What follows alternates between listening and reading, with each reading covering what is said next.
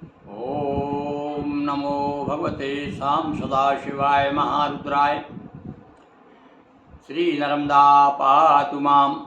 आस्थावान सज्जनों, 4 मई को यानी वैशाख शुक्ल सप्तमी, 4 मई को गंगा सप्तमी का त्यौहार आ रहा है, व्रत आ रहा है और इसकी कथा हम गंगा जी की महिमा सुना रहे हैं। गंगा सप्तमी पर हमारे यहाँ स्कंद पुराण में नर्मदा जी की बड़ी महिमा है।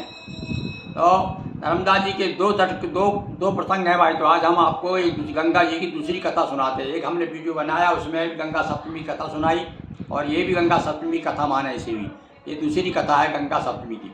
तो यहाँ पर ये ओंकारेश्वर से आगे थोड़ा एक गंगेश्वर नाम का तीर्थ है नर्मदा जी के तट पर। ओंकारेश्वर तो प्रसिद्ध है ही, भगवान ओंकारेश्वर नर्मदा जी के तट पर विराजे।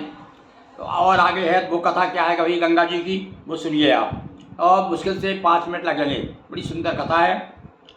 रेवा तीर पतंग ऋषि जपते थे शिव नाम, यहाँ बना आश्रम सुभग कुछ दिन किया मुकाम। यहाँ ओंकार कुछ यहाँ पर भक्त लोग कहते हैं परिक्रमावासी यहाँ पर आकर कुछ दिन रुकते हैं। एक दिवस कुछ ऋषिगण आए, मिले मतंग हृदय हर्षाए। मतंग ऋषि का आश्रम था भाई यहाँ पर नर्मदा जी के तट पर। ये ऋषि लोग कुछ दिन आकर के जो रुक गए तो वहाँ पर उनका आश्रम हो जाता था, कुछ दिन रुकते थे। और अनेक जगह ऋषियों के आश्रम हैं। तो यहाँ मतंग परशुराम जी का भी आश्रम है, जमदग्नि का भी आश्रम है।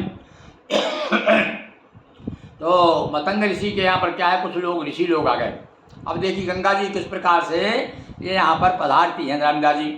तो यहाँ पर क्या क्या ऋषियों ने किया, आगत स्वागत की तैयारी किंतु दिखाई सबेलाचारी। उनका बड़ा स्वागत किया और जब उनसे भोजन वगैरह के लिए आग्रह किया मतंग ऋषि ने, तो कहने लगे भैया हम तो बिना गंगा स्नान किए, भाई कुछ लोग संकल्प ले लेते हैं, संत लोग हैं, तो वो कहने लगे साहब हम तो बिना गंगा स्नान किए और कभी भी भोजन नहीं करते। प्रथम करें गंगा स्नाना तब लेंगे स्वागत श्रीमाना। आपका स्वागत तब स्वीकार करेंगे, हम पहले गंगा स्नान करेंगे भाई। अब देखिए वो सीधा सा लगता है कि मतंग ऋषि की परीक्षा लेने के आए थे वो। तो ऋषि बोले है ये यहाँ नर्मदा जिसकी सेवा करूँ सर्वदा। ऋषि कहने भैया यहाँ गंगा तो नहीं है, यहाँ तो नर्मदा जी हैं, मैं उन्हीं की सेवा करता हूँ, यहीं पर रहता हूँ। तो ऋषि बोले और देखी रुचि कर शिव का सुमिरन, गंगा का की नाम आवाहन। ए भैया उस समय गंगा सप्तमी रही होगी, मतलब उस समय तिथि सप्तमी रही होगी, वैशाख शुक्ल सप्तमी। आह्वान किया मतंग ऋषि ने, अच्छा संतो मेरे यहाँ से कोई नरमुख नहीं आता, अतिथि देवो भवो, जो यहाँ आता है उसके स्वागत सत्कार जरूर होता है। तो भगवान शिव का स्मरण किया मतंग जी ने, हे प्रभु आज जरा अपनी गंगा जी को जरा जटा थोड़ा हिला दो अपनी जटाएँ, तो गंगा जी इधर आ जाए। और भैया क्या हुआ, ये बीच धार से गंगाई और पूरब जाति दीन दिखाई। और भैया नर्मदा तो पश्चिम की तरफ बहती है, पर देखिए चमत्कार हुआ, गंगा जी आ गई और ऐसा दिखा लोगों को हाँ पूर्व की ओर बह रही। तब तो विश्वास हो गया उनको। बीच गंग नहा कर पूज कर गंगेश्वर भगवान, वहाँ पर भगवान शिव का पूजन किया गंगेश्वर मान करके।